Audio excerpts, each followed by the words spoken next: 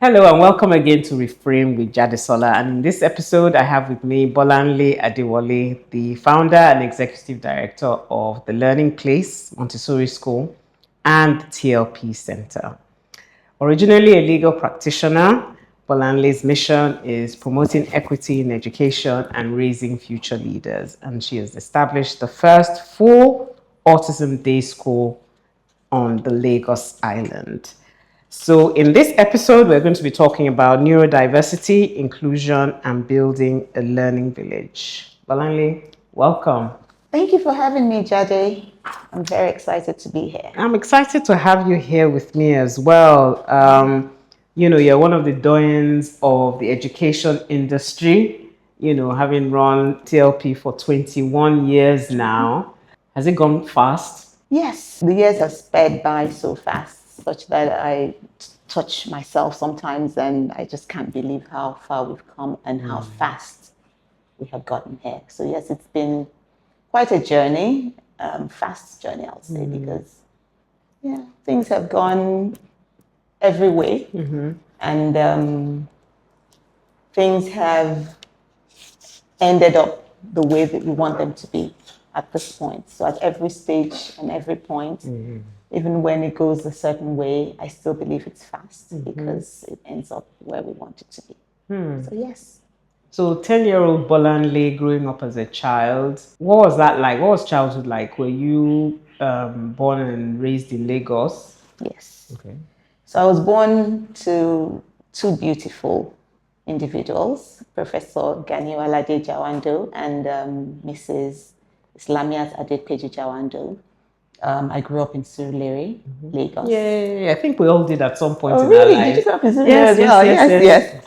So I grew up in Surulere, Lagos, and I was born into an Islamic family, and somewhere along the line, I detoured and became a Christian, and I had a most blessed childhood.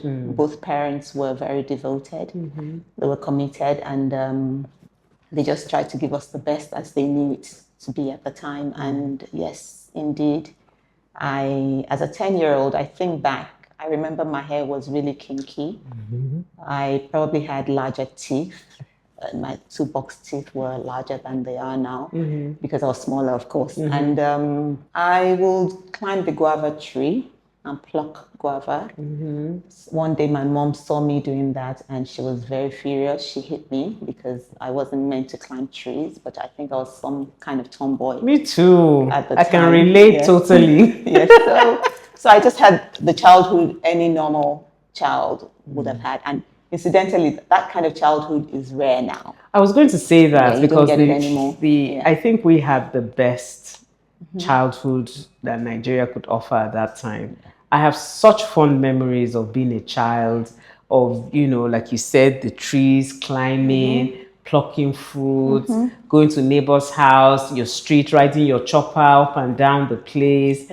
And, really it took a village to raise a child because, you will go to, and everybody was mommy, you go to mommy Mrs. whatever's house. And if you misbehave, they called you out. That's it. And then you would go home and report yourself and you would be called out and chopped in front of everybody. Again. Yes. Or if you're just walking down the street and you misbehave, whoever the stranger is will call you out. That's how it was because I grew up in a close. It was actually 12 houses on that close, and if Anifooshe close in Surulere. And so we could go in and out of every house. Their children would come to ours and we'll go to theirs. Such that when we see each other now, we still think we're family. I sometimes forget that, she's not actually my cousin. I know. Yeah, she's actually my neighbor. Yeah, because we had such close family friends that they became cousins. Yes, that's how and it's so funny relating with my own children. And so how are you related? Is that your...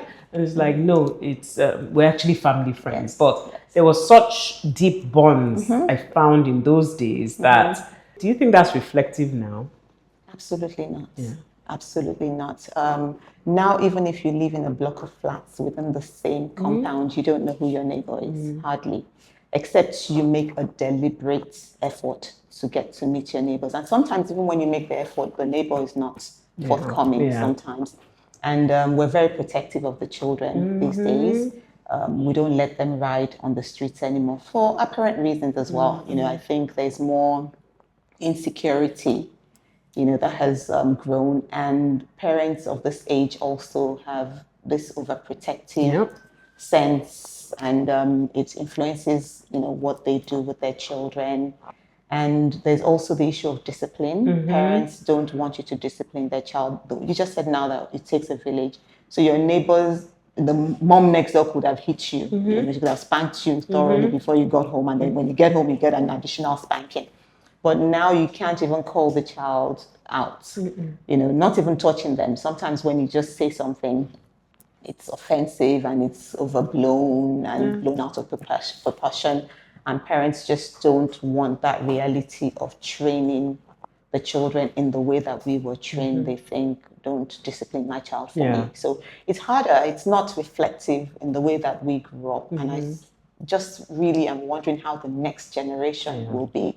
If we were that way, it's no longer that way. By the time these ones come to Gen Zs and everybody, millennials, it's just, I'm anxious to see what the next generation would look like. Yeah, only God knows, but God knows. Yeah, but so great childhood and very family centered and obviously values driven as well. And I think that was even the societal melting point of that time. It was kind of standard. You had to greet. You had to, it was the norm, I would say. And not being like that was the exception, and was quite, obvious in my own opinion anyway, because if you went to a neighbor's house, it was very similar values as well. But having said that though, I'm finding that those of us that were raised in that sort of melting point, some of us have turned out very differently in the future. And you're like, but we were raised together, or we grew up together, So I think the influence of society and culture is so huge on even how you turn out as an adult, even if you came from certain value systems. Well, yes, indeed. I see a lot of those. Personally, I think they have identity crisis. That's my first label for it, because I don't know how you grew up in a certain environment and you just want to forget everything about that environment and do something different. Whereas the environment you grew up in was beneficial to you is the reason why you have turned out the way. Although some people also know the reasons why. Maybe in their homes they just had a really nasty childhood and they don't want to revisit their experiences on their children. Everybody has a different reason for doing things. But you just really wonder when you find parents who do that. Some people don't even know who they are. You have not discovered yourself. You find that your person is attached to a title, is attached to a label. Yeah. And when those things are not there, then you suddenly feel empty. And because you're empty, you cannot pour into those children yourself. So you end up having children that you are not setting the right values for or given the right boundaries. And they turn out any which way. But yes, a good number of people that were raised like you and I are not raising their children in the way that you would expect. And being in the education space, we see that firsthand as well. So I wanted to talk to you about the learning place. And I always like to go to the origin story. The learning place is known for its deeply inclusive and child-centered approach. So tell us, or tell the people that don't really know about you and Learning Place, what sparked this passion in inclusive education? Because you were trained as a lawyer, so that transition, did you practice? Yes, I did. I practiced for about 2 years. Okay. And I just was not as fulfilled, as you can tell. And there was always this nudge for me to go and, work with children. I just loved being around them.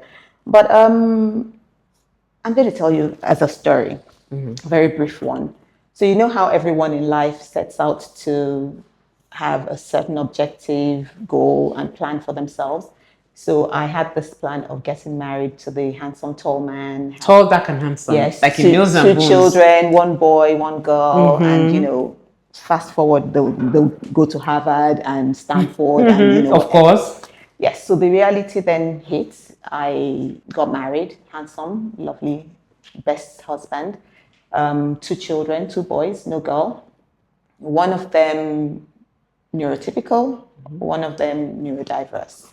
And at the time, I found that my neurodiverse child was neurodiverse. We had just relocated from the United States, where we lived at the time. We came back with him at 6 weeks old, and we got back to Nigeria. And of course, he was growing, a 6 weeks old baby. You can't really tell what's not forming at that time. But as we watched his development, it became clear that something was not right with him.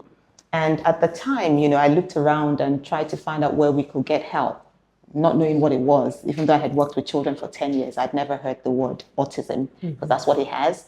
And I didn't know where to look. I started digging up, information, looking for different ways to enlighten myself. And somewhere along the line, we came to know that it was autism, and I realized I needed to go back to the United States at the time. We had just opened the Learning Place. Learning Place was a Montessori school, as it is. And that was all that we planned to set up at the time. So I had to go back. I left my older son with his dad in Nigeria, and I went with my baby. Well, he was then 2 years old. It was at the time he was 2 that it became clear that he wasn't talking, things were not right with his milestones. And we went back to the US. It was just me and him at the time, and enrolled him somewhere, started getting services, started getting intervention. And in the process, I felt I need to know about this thing some more. And then I enrolled and started getting trained. I started doing courses to learn more about autism. And that's when I did my applied behavior analysis course, and just everything that I needed to know, because I felt I needed to empower myself. And because I had left Nigeria to come all the way to the US, because I didn't get services there, and I was already running a school, I felt it was just apt for me to come back to Nigeria and set up a school for them as well. And we came back to Nigeria at some point when I finally realized that autism could not be cured. Because when I was going, I was just meant to go for 6 months and come back with a neurotypical child. But then I came back and he still had autism. And he's 22 years old now, and he still has autism. So I realized that, it was something we were going to live with for a long time, and we better have something back here in Nigeria that could serve him and at the same time serve as many more children. So that's how the origin of the Learning Place Center came. The Learning Place was the natural, progression of my career to set up a Montessori school. But the center, which is the Learning Place Center, TLP Center as it's popularly known, came as a result of having a son with autism that we needed to get services for. Okay, so one of the things I picked up that you said after the diagnosis, and I'll go back to that, you did research about it, and you said you had to empower yourself. Why did you use that phrase, empower? Okay, first and foremost, as a Christian, I believe nothing happens to me by accident, and I don't think autism dropped at my doorstep by accident. So it was one of the times when I felt, why am I going through this? Because at the time it was painful to know that your child actually has a condition. But my pastor at the time gave me a book called Don't Waste Your Pain. That book was very useful for me. It just reversed the feeling of pain into one of into one of gain and one of empowerment. And for me to be truly empowered, I felt I needed the tool. I needed to go back and find out what this thing is about. What am I dealing with? This is a condition. I don't even know anything about it. So I had to get all the information, know what I'm dealing with, and then know how to go about resolving it if it could be resolved, or at least making a difference with it. So that's what I mean by empowered myself. I needed to be totally ready for this in a way that I can embark on the journey and face it head on and make something good out of it, because it was not an accident. What was it like as a parent, as you said, when you finally got the diagnosis and, you had painted that fairy tale picture and happily ever after and, the idyllic. What was it like as a parent, and what was it like as a Nigerian parent? So as a parent, when I initially, I was secretly hoping, I saw the signs. Okay. I didn't know the name. Okay. But because I had been an educator for 10 years, I knew children who were developing did not look like this. You know, if you're a developing child, there's certain things you should be doing. The developmental milestones for talking and behavior were just not in tune. So I knew something was not right, but I secretly hoped it was developmental delay, because there is a difference between developmental delay and autism, and the signs in early years look the same. So you're there thinking, okay, it's probably this. Then one of the times we went to the US that I said, we got a proper diagnosis, and he was 3 at the time we finally got the diagnosis. And the first thought that came to my mind when I got home that day, because it was still just me and him, and I was watching him run back and forth within the living room. And, you know, I'll cry and laugh at the same time, because I would laugh saying, God, you really have a sense of humor. You mean you gave me a child with autism? As in, why did you do this? You know, so it was just me and God talking back and forth. And so I have moments where I would cry. But funnily enough, the moment of despair didn't last for very long for me. And it didn't last for very long because I know who I believe in. And I know that he would never give me more than I can bear. So yes, I had the moments where I had self-doubt. I didn't know how I was going to carry on with this. And especially when I got to know there was no cure. There's treatment for autism, but there's no cure. And I thought, I'm going to have this for the rest of my life. How am I going to deal with this, do that, do this, you know? So yes, that's why I felt I needed to just get all the knowledge that I could. But at the same time, yes, initially I was sad and I was, you know, miserable, but it didn't last for very long. I just kind of sucked it all up and pulled myself together and said, you know what, I'm going to face this because I know I have God on my side.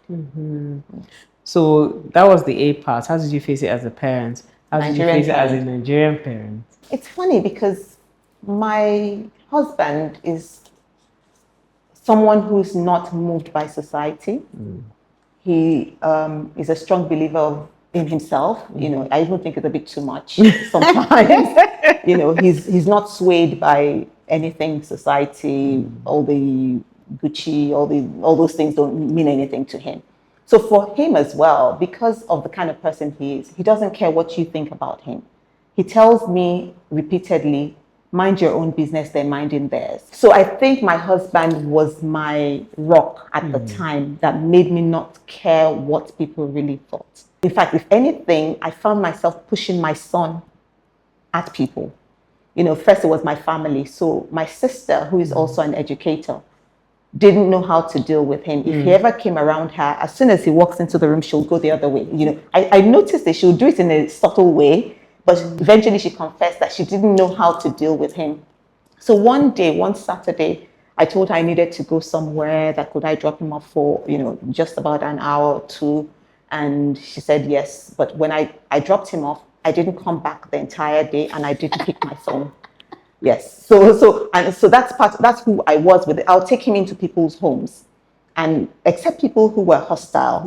You know, if you were not hostile, he'll come into your home and he's going to flick all your switches. And as soon as I walk in, I'm saying, good afternoon, sorry, we're going to flick your switches a little. You know, I'm already announcing what it is to you. So if I did that, and then we took him out everywhere we went to. We never kept him at home.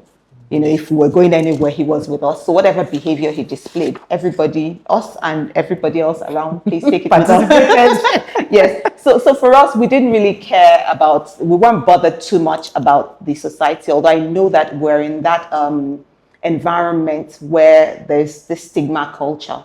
And people would think, oh, it's a stigma, something you did or something you didn't do. In fact, if you dare tell me it was something I did, I will give you the full length of my tongue.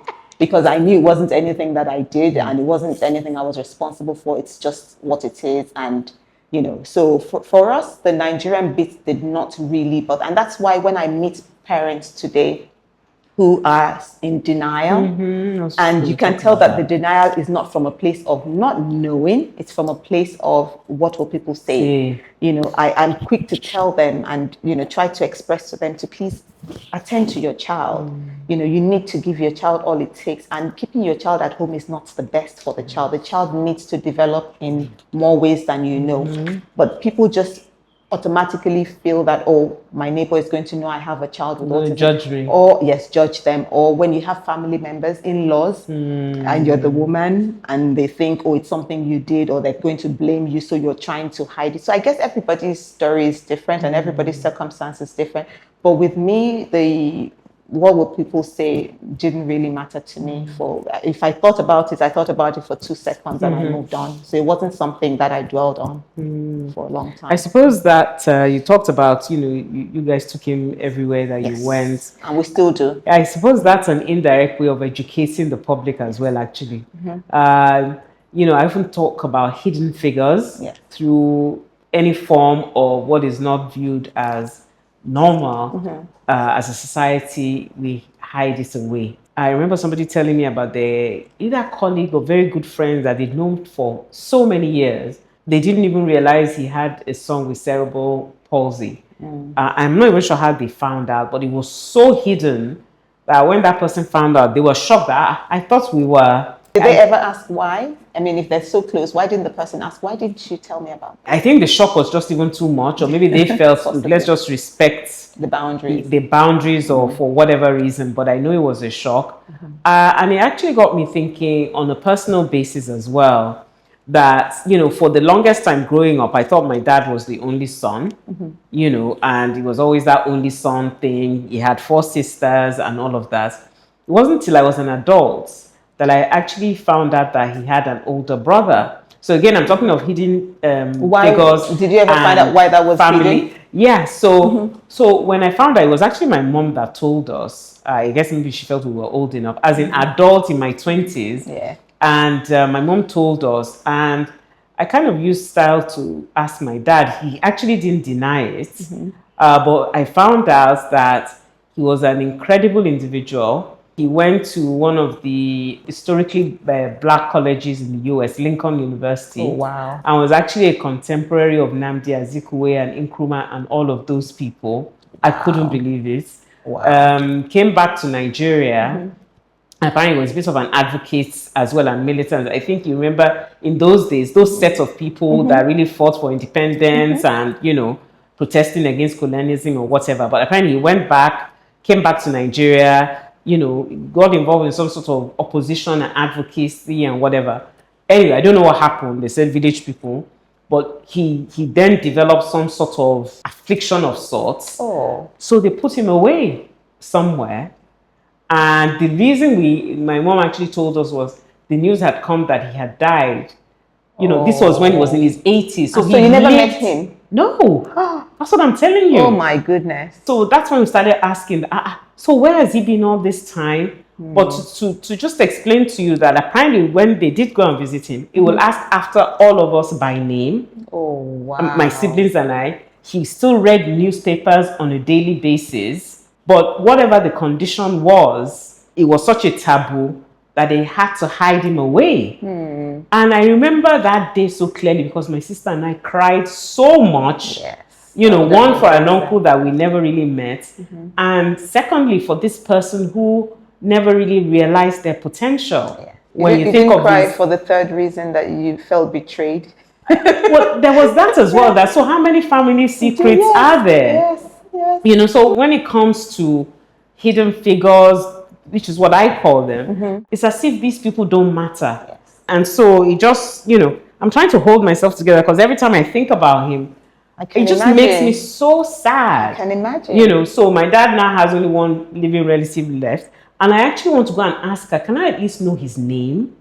Because I don't know his name. I think what stood out in what you're saying is that he was even mentally alert. That's what I was trying to say. You know, so regardless of whatever it was, he still had his mental facilities intact, such that he remembered all of you by name. Everyone. How did he know your names? That means they always told him every time they had a baby. It looks as if they did. So I think whenever they went to visit him, wherever they were, it was fluid enough to have conversation. He had newspapers delivered to him every day, wherever he was. Oh my goodness. Yeah, Oh that my he would goodness. ask after each of us by name. So I think that was what even made me sad. Yes, so this You was know, someone who knew yeah. you. So I guess Okay. my dad or his siblings would sneak off at times, or To they go would and just say, "Oh, see we're him. traveling." But they had put him in one, and then I was like, "What condition was he? But he lived till his 80s. Oh, wow. Yeah, Oh, yeah. wow. He was an old man when he died, and they have longevity. My grandma was 110 or something. So they Oh, had wow. longevity in their Family. family, actually. You know, so it just makes me wonder how many others have been hidden away over generations, So many. but are still being hidden away now. So many. So many. I know a lot of them. You know, we counsel a lot of parents as well. And in the counseling, you'll find people tell you that I'm afraid to send him to school. He's been homeschooled. That's what they call it. They call it. And, you know, even when you're homeschooling a child, the social skills are meant to be developed, and they're not going to be developed at home. So we tell them that, and they tell you things like, oh, you know, if you take him to school, that means others will know that he's there. Or at the center. So there's this disclaimer for photography that we do at school. You know, you need to get consent. They hardly give consent at the center. Because they don't want, yes, and you know that the reason they do this is because they are still trying to deal with it. And they're trying to not let everybody know. Well, I guess different reasons for different people. But one of the things I think about is, probably because they just feel this is something my child is going to outgrow. And I don't want my child to be labeled already, you know, at this age. So by the time my child is 8 and he doesn't have autism anymore, somebody knows that he had autism as a child. And they would always refer to his autism. That can also be a reason why people feel, let's not make it known. And, you know, I've had many people ask me why I tell people my child has autism. You know, I put it on social media, and I celebrate him a lot on social media. And people would ask me, but why do you have to say he has autism? Can't you just say something? And I said, because I'm trying to empower many more parents with children with autism. So they see that my son with autism can do X, Y, Z, and they know that their child has potential as well. And they need to do whatever is needed to get their child to fulfill the potential. So I don't believe in hidden figures, especially when it comes to children with special needs. I think the more awareness you have, the more exposure would help you know that you need to take your child out and let your child be within society, let your child be within the community. And it's only when the child is in community that he starts to get embraced, he starts to get accepted, because acceptance is a key part of what makes them thrive. Thank you for that. And I know you've always created an environment where, you know, neurodiverse learners are not only supported but celebrated, as you said, with your son, who's a musical genius. Yes, he was still at an event on Sunday. His band played, so he has a band called Mojams, and they played at someone's 60th birthday on Sunday. You know, so they go around now and they do that. He's Tell us his name. Moni. Did I forget to tell his name? I'm always proudly telling everybody. Moni. Handsome 22-year-old man, now getting bulky and, you know, very well built. He is a musician and he loves what he does. You see, with the traits of autism, remember I've said that it's lifelong, there's no cure. And you find that the traits never really go away. Well, some of them go away, but not all go away. You'll still have some residual traits that will tell you that something is not, you know, quite right with this person. So with him, everything autism is suppressed when he starts to play music. If he's with the band, you cannot tell that there's anything going on with him. Initially, we didn't even know that he would be able to sit with a band and play when it came to his turn, to know when to stop, to know when to key in. But he does all of that effortlessly. And sometimes he's even the one nudging the others to say, this is time to stop. But this is not Moni when he's not playing the piano, or now he plays the saxophone as well, when he's not playing the piano or the saxophone. But how did you identify that music was his thing? That's part of it. With a lot of these children, you don't identify, you follow their motivation and they tell you in their own way. So with him, he was this little boy. He started playing the piano at age 3-ish, 4-ish, but I think 5 finally got him a proper tutor. We got a tutor for his brother, his older brother. Ayomiko was the one that we thought, okay, he would learn how to play the piano. Moni was all over the place and he wasn't settled enough.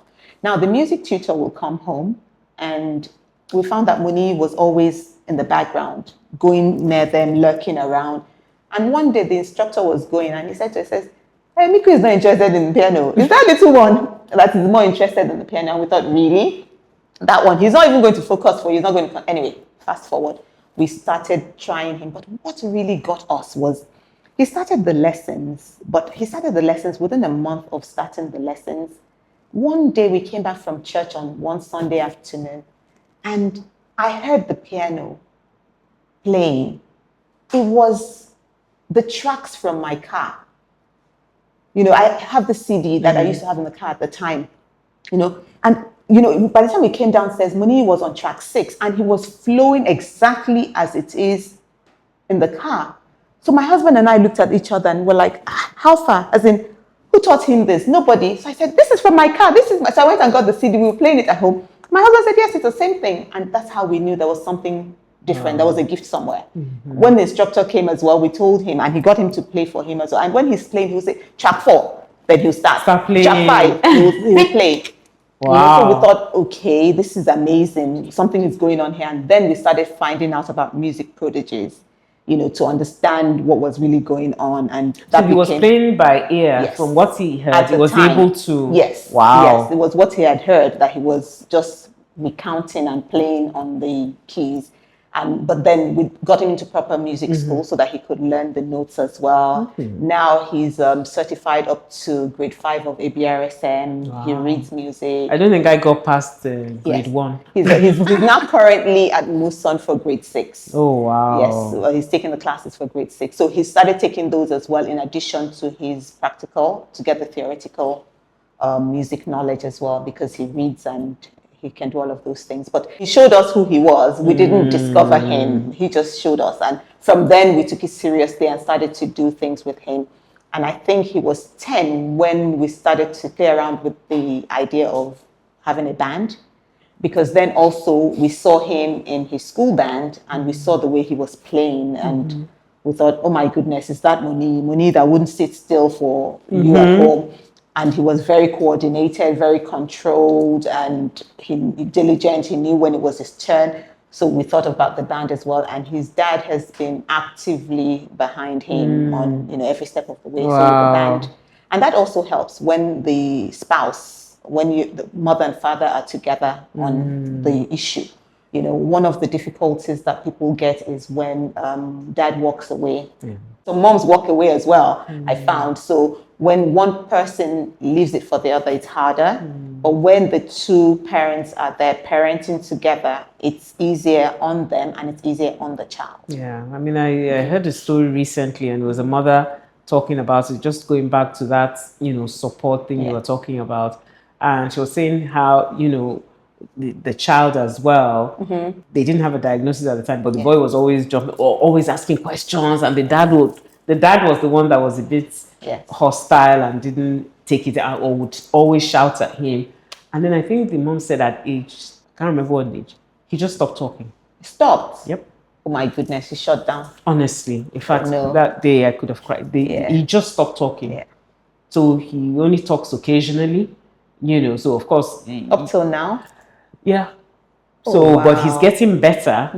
Again, when he sees something that's of interest, then he'll speak. He only speaks if and when he wants to, you know, which is, so at the moment when he likes to speak, you know, everybody gets excited or if he says something, but apparently he's improving. So it's just going back to what you said in terms of the support, full family support. But it just broke my heart that, you know, the person he should trust the most was the one. Some dads, I've come across a lot of dads, of course, in my profession, I get to see dads. And you will hear things like, your school is too soft. That's why he's misbehaving. You're not giving him all it takes. And I'm telling them, no, it's not the school, sir. This child has some behavioral issues that need to be attended to. but they just really don't. And I can imagine those types of dads, when the children start, they're shutting them Yes. up, Disciplining and them. yes. And when you continue to discipline a child who cannot help himself, there's a tendency to shut down. Shut down. So how do you then approach parent engagements, right? Particularly, say it's within TLP Montessori, and you have an eye and you can identify and feel that maybe the child needs some sort of learning educational support or intervention of sorts. How do you broach that with parents who feel that, because we see that even in our own line of work, and you're trying to have that conversation with the parents that, well, maybe, and they're like, there's nothing wrong. There's nothing wrong. Especially in maybe areas where early intervention can correct whatever it is. How do you broach that and balance? Because I'm not one of those people that believes that only I'll just give them to you. I don't want any trouble kind of thing. Because I think it's an injustice to that child. Absolutely. So first and foremost, it's in every area that early intervention makes a difference. It's not in some area. Okay. Every single area, early intervention is key. That's what we say. Now, with parents who have children who may have a condition, it's always a very difficult conversation. I call it one of those conversations that you have to professionally, emotionally, and tactfully have with the parents, and spiritually as well. Pray before talking to them, because it's always hard. Like I said, I told you my story of Harvard and everything. My son is not going to Harvard. He has not gone to Harvard, and he's not going to Harvard. So how did I deal with that? So a parent who has imagined that their child is going to go somewhere, and a parent who feels at all costs, there's nothing stopping my child from going to this place. They don't want to hear anything negative. So the first thing we do, first, all our teachers are trained. We're constantly giving training. We do a lot of continuous professional development courses and seminars, webinars, what have you, for them to see the signs, recognize the signs, know the signs, and call out the signs. So the calling out the signs is amongst themselves first. We have an elimination test to see if he's able to do this, able to do that. And then by the time you get to the bottom of it, you can see that things he's not able to do are pointing in a particular direction. Then it's escalated. A teacher is not allowed to tell a parent that something is going on with the child, in that way. I am not allowed, even though I'm a certified behavior analyst. I'm also an advanced certified autism specialist. I cannot sit with you and tell you your child has autism. Your child has to go through a diagnosis. And it's always better to do a multidisciplinary approach. Where you have a speech and language pathologist, you have a child psychologist, a pediatrician, a behavior analyst, and an occupational therapist. All 5 of them or 4 of them in the same room, assessing your child at the same time. So that's when you can then say a diagnosis. But what we do is, once we find out that the child has the traits, because we know this child needs help now, it's immediate, we invite the parents in. What we share are characteristics, what we see the child do. So we're telling you he's always flapping, he goes to the window when everybody else is at circle time, he's going to the shelf, he's doing the opposite of what they're doing in class at this time. So something is not right with him, but also we link it to developmental milestones. So we have the chart ready. So as you're coming in, we're talking to you and telling you, Jade is now 2 years old. He turned 2. Oh, wow, he's already 2. So this is developmental milestones from the CDC. And Jade is at age 1 supposed to be doing X, Y, Z. He's supposed to be doing ABC. And, we just make you go over that, because with developmental milestones that are clear, it has emotional development, it has social development, it has cognitive. So the sections are there. So we then say, okay, so with Jade, he's doing X, and we take, and you can see that one part he's not doing. Then we go to the social domain as well. We tell you what he's doing and what he's not doing. At the end of the day, it's clear that something is not right. But honestly, even with this, the parents will tell you, oh yes, this is how daddy was when he was growing up as well. Yes, so it's okay. It's a delay. He will overcome it, and we would eventually. So they still would dismiss any form of intervention because they just do not want to accept it. So what we then do is we continually tell you. We continually write it in every report. We would invite you in. We'll let you know at the end of the term. At PTC, when you come for the Parent Teachers Conference, we're telling you he's not developing, but we always write to you. so that it's documented. Documented. At the end of the day, I don't believe in rushing parents. Okay. Because I believe every parent has their way of dealing with, well, it's supposed to be some kind of grief. And at some point, people come round. But we're getting more and more enlightened parents who themselves at age 1.5, not yet 2, will bring the child and say, he's not talking, I want him to begin intervention right away, because they're now informed. But for those who are not informed, they still would tell you, no, we're not getting it. There's nothing wrong with my son. We have had people leave our school, yes, because we told them they needed to get intervention. In fact, I have been accused of wanting everybody's child to have autism So that because my child has autism, and so that they can go to our center and we make more money. Oh, wow. So part of what I say to my team is never, ever, I would like, even now that I speak to you, to know of any parents whom we have ever said, your child has autism, send them to TLP Center. We don't ever, so it's a taboo at our school to recommend TLP Center to any parent. What you're recommending is need for diagnosis, this child needs intervention, go anywhere to get it. So it's not about us, it's just because we feel there's something going on. We find 2 out of 10 children that have behavioral challenges, and we point it out to you, but we definitely will carry the parents along. Whether they take it or not is a different thing, but we definitely would invite you in and have the discussion with you. Do you think there's been a rise in autism or neurodivergent children over the years? One, is it really a rise, or is it because it's been brought to greater prominence or awareness? I definitely think it's the awareness. It's the autism awareness. So you agree that there's been a rise? There's not been a rise. There has been a more declaration of the numbers. Oh, I see. So the declaration of more numbers is why it looks like it has risen. It has always been there at that level and that height, but what it is people were not calling it by its name. And because they weren't calling it by its name, you felt, oh, he doesn't have autism. Like I had a brother, well, he died at 42, and we never labeled what he had to be autism. But I got to know later, before he died, that he had autism. So that person in that time, in his own times, when he was growing up, was not labeled as autism. Now, even children that may not necessarily have autism are being diagnosed as having autism because, like I said to you, developmental delay, ADHD, have similar traits and characteristics. So when you have those, there's a tendency to think, oh, autism. So you have 10 children with autism, whereas in the past you had only 1. But you also did have 10 in the past, but they didn't label all the other 9. They didn't ever diagnose them. But because they're diagnosing now, there's more awareness, there's more information, there's more enlightenment. So people are getting to know more about. So it looks like the prevalence is high.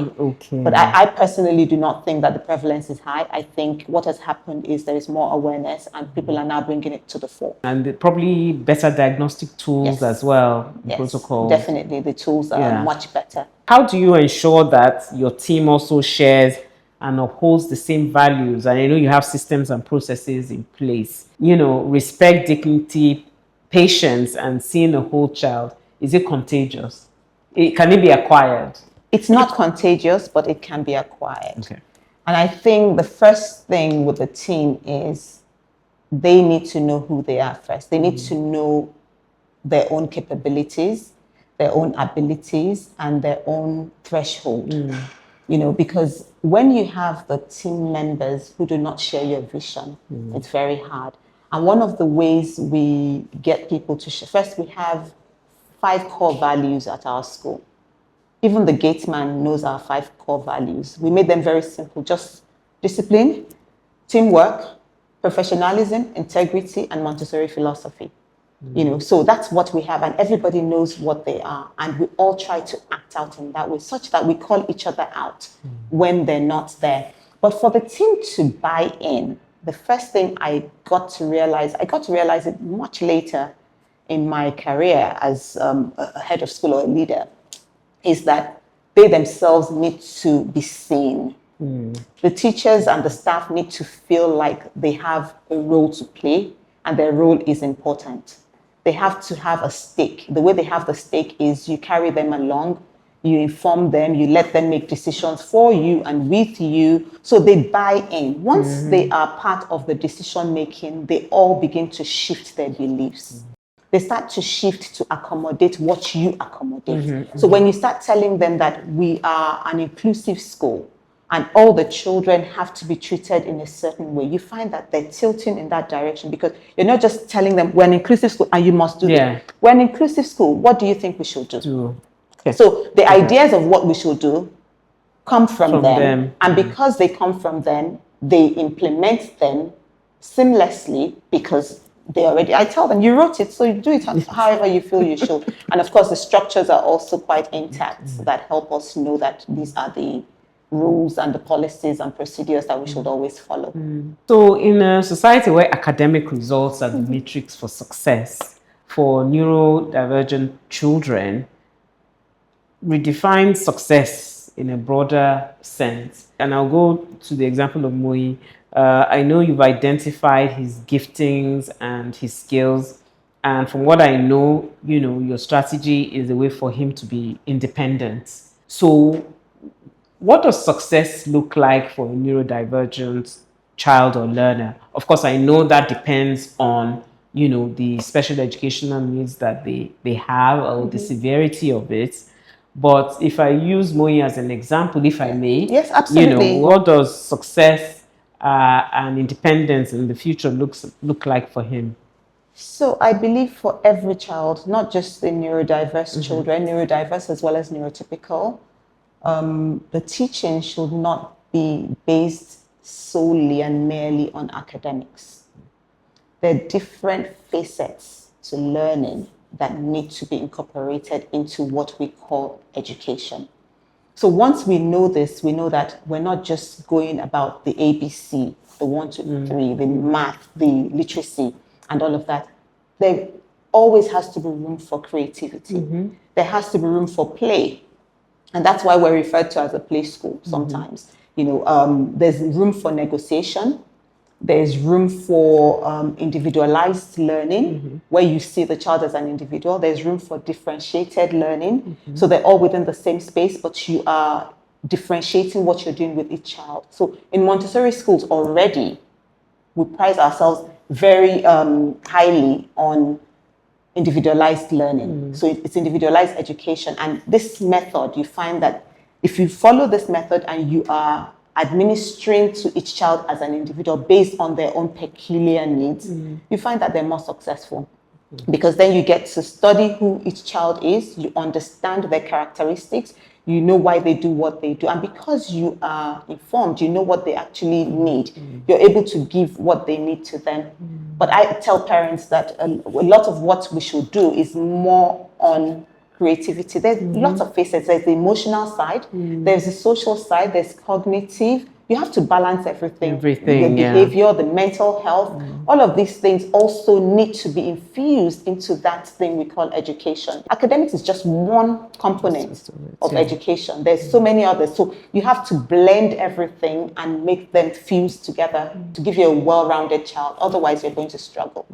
And that's what we did with our son as well. With Muni, we didn't really care about his academics in that way. Not that we didn't care. We wanted it. We so badly wanted it. But that was not It wasn't happening. His older brother is a chemical engineer now, who did all the books and everything. But Muni just was not wired that way. And we identified that he wasn't wired that way, and we followed his motivation. So I say to parents, follow the motivation. You're spending a lot of time. The best part or the worst part is when you have parents who bring to you a 16-year-old child and tell you, we want him to learn ABC. At 16, vocational skills.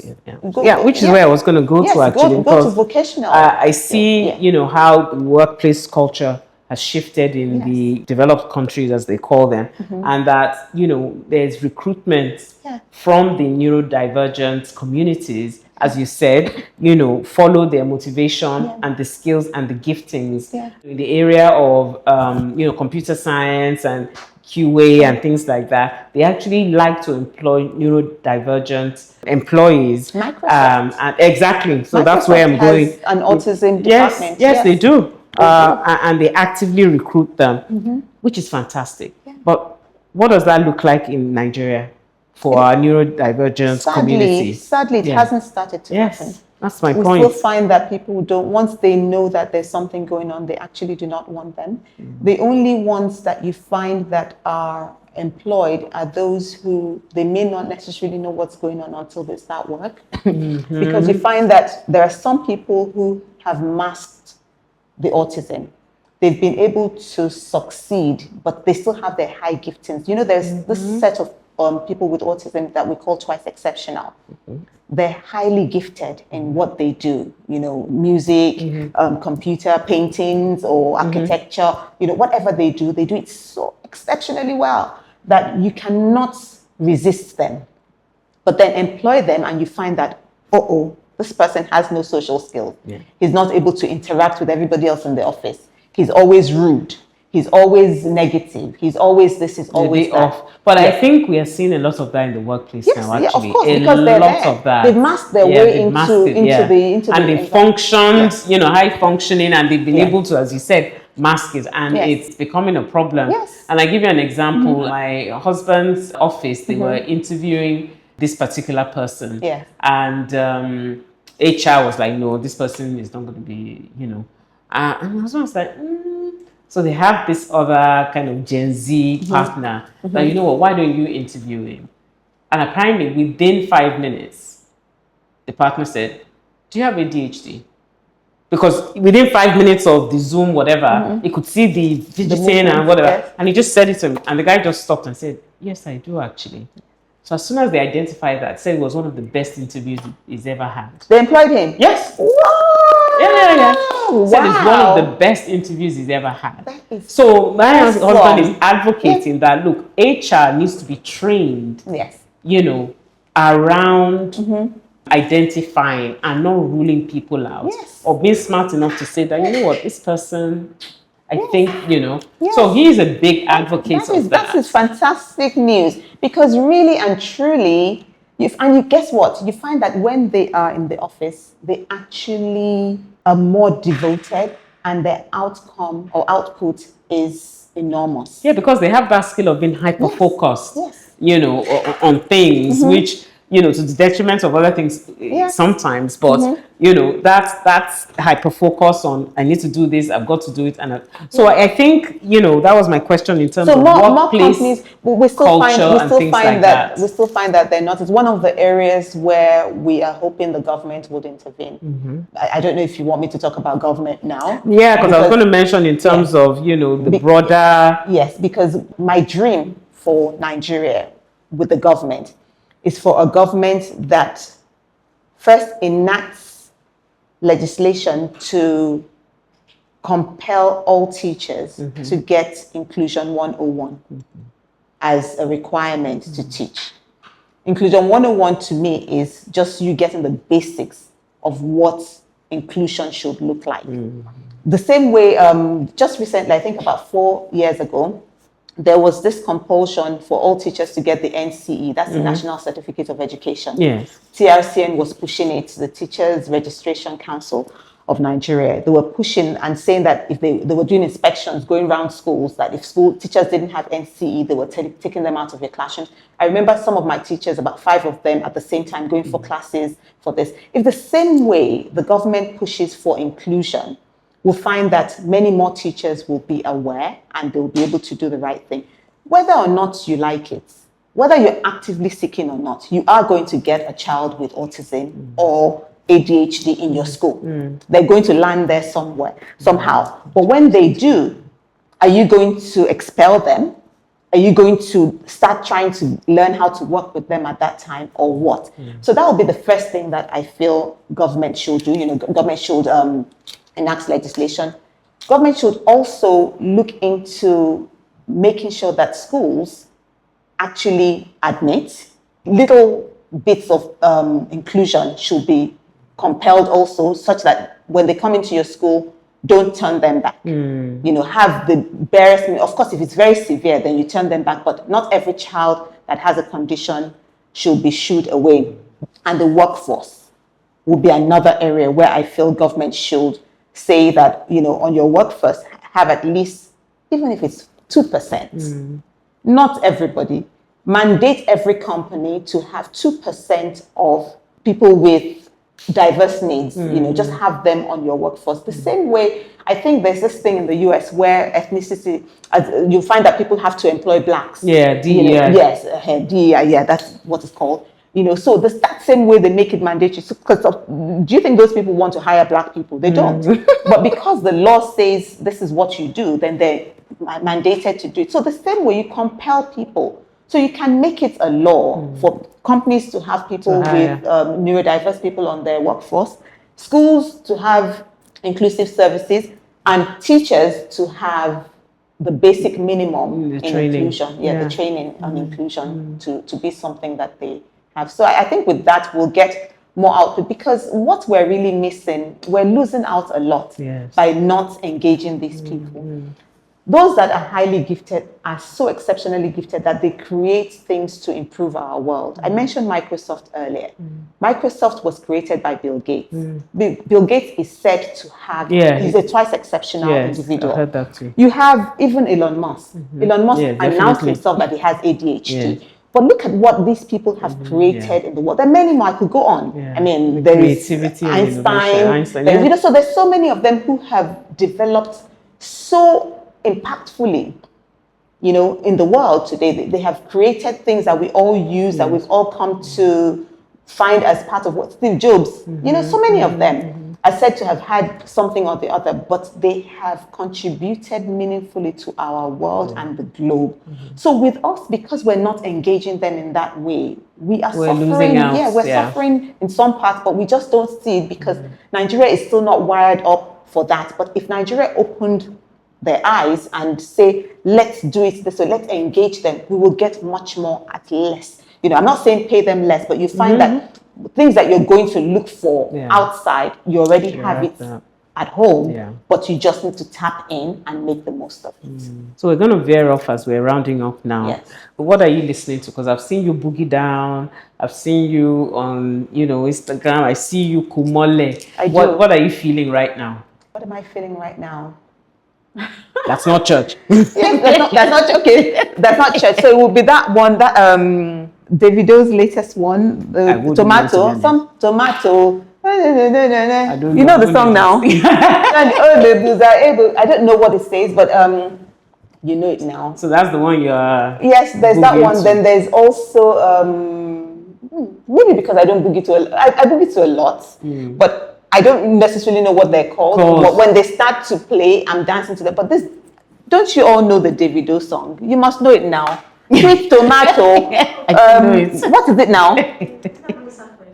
You can't remember the name either. See, we all don't know the name, so it's not only me. So there's nothing wrong with it, but we know the name. That song, I still heard it this morning on somebody's social media. It was the background music. But anyway, so I find once I hear it, I'm moving to it. And then one that I really loved for a long time, and even when it still plays, is Ashake. Lonely at the top, lonely, lonely, lonely. I like that one as well. Yes, so that will be something that I will boogie to any day. Lonely at the top, Yeah, because I've seen you, so don't come here being all serious. No. I dance. I dance a lot. I mean, more to gospel, more to all the other, But I find that I also do. Well, I go to parties. I have fun. I'm a fun girl. I love fun, and when I need to let my hair down, it's really down all the way. So yes, I do that. So finally, as we round up, what's one legacy you hope the Learning Place leaves for the future of education in Africa? Wow. Okay, so legacy. I hope the Learning Place is known as that trailblazer who wove inclusion into the fabric of education. Wow. That organization where progress was more preferred to perfection. That place where teachers and educators were inspired, parents were empowered, and children were nurtured to fulfill their divine potential. I love it. Love it. Bolanle, thank you so much. I could be here with you for hours and hours. I know. How many minutes have we been here? But thank you so much for coming on Reframe with Jadesola. You really reframed a lot of things for us. And we look forward to many more years of what the Learning Place and TLP Center has to do for our children here in Nigeria. So thank you. Thank you, and I congratulate you as well, STEM Mets. You're doing an awesome job. I think what you do is priceless within the education sector. We need you more than ever now, especially in this day of technology and all the artificial intelligence and everything else that we don't know about, but you know best. And I see the creativity you build in the children. I see your commitments. I love this place. This is I can't wait to go around and just walk around to see what you have. But congratulations on all that you're doing, and keep it up. Thank you. Thank you so much. Yes. Thank you.